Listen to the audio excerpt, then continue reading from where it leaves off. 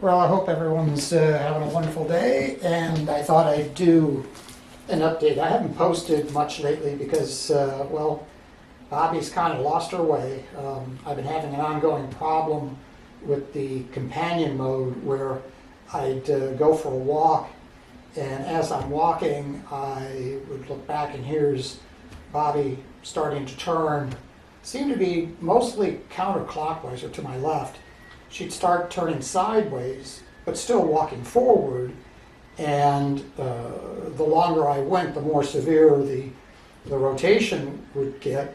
And it was bad enough to where she tripped 3 times on me, because I'm in a new section of my park, and the road's asphalt is not been, the final grade has not been put down, so the asphalt that's down is a little on the coarse side, and she caught her foot and over she went. Unfortunately, she did it a couple of times when I had to demonstrate to Unitree what Bobbie was doing. Now, I got to give Unitree credit. I mean, they were fantastic. Not a lot of hassles. I submitted the videos showing Bobbie doing her thing. She actually one time did a 180 and was walking backwards. So, and my remote, I was very meticulous. I made sure that the companion remote was perpendicular to the robot and never. It was on my belt, so it didn't drift or wander. I mean, it was as absolute as possible. And when she would really start to do her rotation, what I'd have to do is take the remote off and rotate it within my hand and just hand carry it to get her home. So anyhow, Unitree sent out the replacement head and remote. I had it in less than a week. I thought that was just absolutely amazing. It came UPS, and as I said, from the time I got the notice from Unitree that they were shipping, and it was less than a week. So big kudos out to Unitree for their customer support. So let's see what I've got here. Packed fairly well. And as I pretty much had heard, you get the whole head, and here.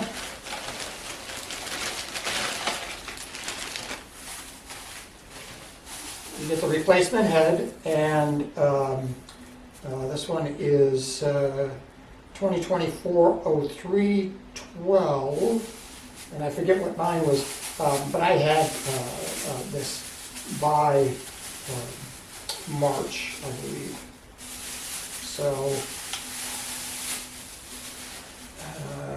I've got to, I suspect I'm going to have to move the fan in, unless, well, I'll have to see. There is a video online showing how to do this update, and I plan on looking at it a couple times before I actually turn into it.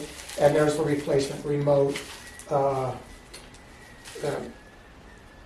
do a video of my doing the replacement, but it's not going to be right now because I just got so much stuff going on as it is. Let's see, let's get this guy here. I'm caught up in doing, come on, wake up. Bought a bunch of the Furbies.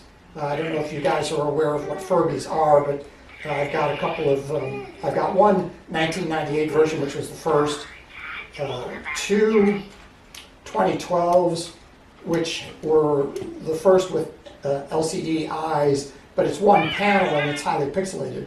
This is the one that I'm probably going to go with. This is the Bluetooth version, which the app you can't get anymore, but I don't care, I don't want the app. But it has dual color LCD displays that I'm going to be able to take out of this. I'm going to be taking the Furby apart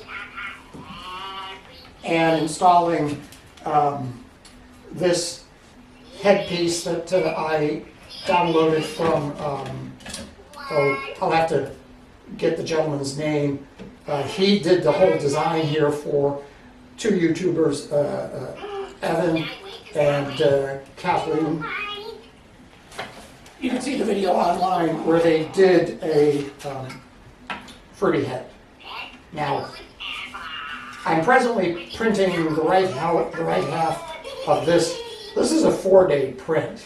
And the other one is chugging away, and I'm only 3 days into it, so, or I should say I'm 3 days into it, so I'll be doing a video of this modification. He did a beautiful job. I think his name is Alan. I'm putting my foot in my mouth. I belong to his Patreon account, and by doing that, you can download these files. And this was very nicely done. Contour fits the robot perfectly. He's incorporated straps, so when he's down, he's on there securely. And then there's magnets that hold this guy down. And I'll be gutting the Furby's electronics and controlling the servos through a voltage control servo controller that I'm building for this, so that the mouth moves, the eyes, I'll use the existing eyes, but the mouth I'll be doing servo control, and the ears I'll be doing servo control, because I believe these are just simple brush DC motors, not servos, so I need to adapt the electronic controls to run servos, which isn't going to be a big deal. But yeah, I got another one of these coming in today. Got them cheap off of eBay because they were all bad, untested, and it turned out most of them had a very common problem where they leaked their batteries, or the batteries leaked, but it confined a lot of the acid damage to the base. But on the original and on the 2012, there was a resettable fuse in the base that you don't want to bypass, and then there's also the reset, which this one has it, oh, it's right there. But this one I got beautiful condition. There's very slight acid damage that I have to get in and fix.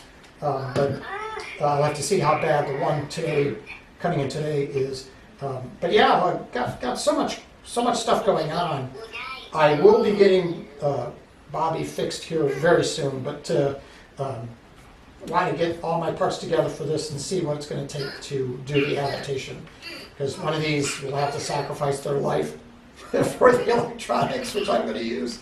So anyways, stay tuned, stick with, and I'll see you in the next video. Have a good day. Bye.